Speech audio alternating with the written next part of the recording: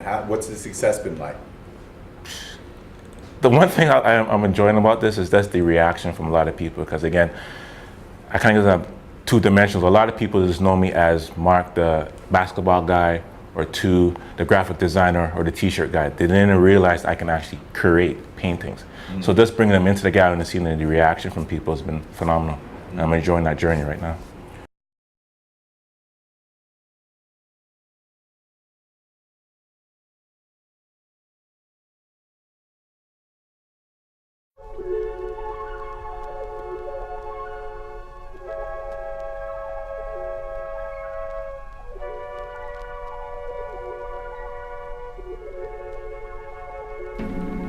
So this is freedom, our piece of the pie, our belief in a lie, still breathing with a reason to die, believing as the seasons arrive that they ain't gonna change, but they gotta change.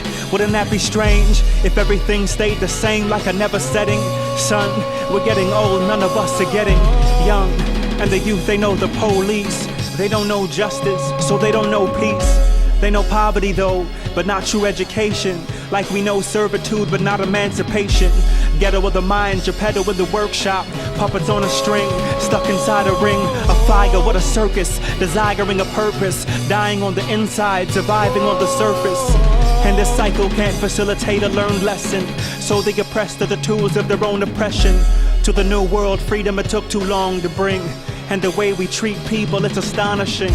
They wanna tell us we can make it with a Connor King, but revolution is a step and not a song to sing.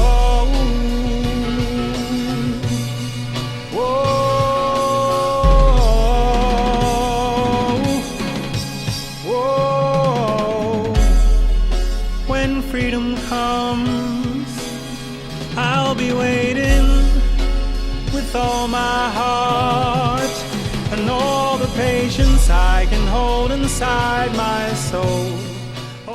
Just want to get you to answer kind of what your what your first thoughts are, or your opinion of when you saw kind of his painting. What kind of came to your mind?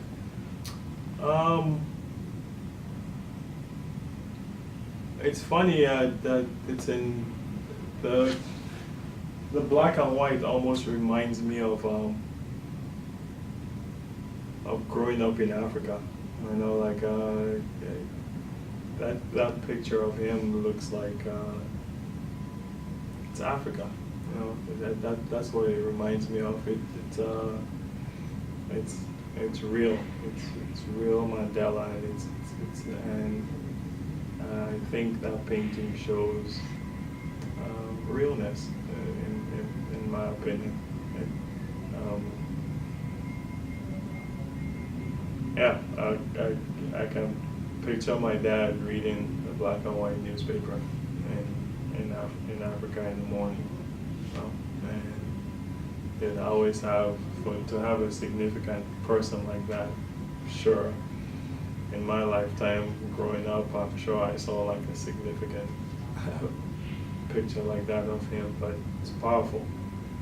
Unbelievable. I mean, it tells a story. His paintings tell a story. The pictures tell a story of the black history of athletes in black history. And I'm really, really impressed with the pictures. Each one of them tells a story. The Bill Russells with the shamrocks is unbelievable. And the time, the depth of each painting is unbelievable. And I'm really, really impressed with it. And Mark has done an outstanding job of putting all those together and telling a story with all of his pictures.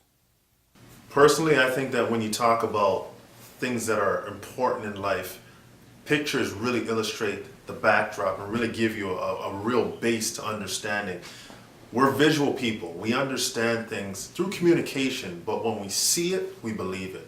And I think what Mark has been able to do here is really create a whole feel to an environment, an understanding to a culture, the ability to relate even if you're not part of that culture.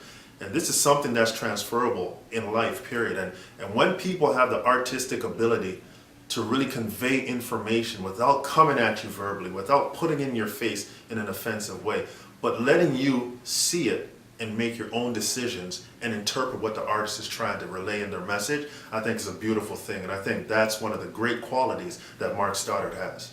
I mean, when you look at the pieces, for me, it's the artwork, which is incredible the way it's put together. Like I'd hang that on the wall in my house, especially my man cave, right? It would look beautiful just to line them all up. But it's also the message, you know? There's as much in the way it's put together as who we've chosen to put here, you know? And when you look at this as a young person, fine, you're gonna say, hey, that's Joe Louis, but then you gotta take this artwork and say, well, why is Joe Louis depicted like this? Who is Joe Louis? You know, and some of the answers are written right there, but you hope that it encourages people to then go out and search the history of these people out, because there's a specific reason why these people are chosen to be on these pieces. I'd like to say a special thank you to Mark Stoddard, or Corrupt as I know him, for putting this collection together, because when you look at it collectively, and you understand the collective impact that it has on a collective group of people, it's something you absolutely want to collect. I hope I get a deal.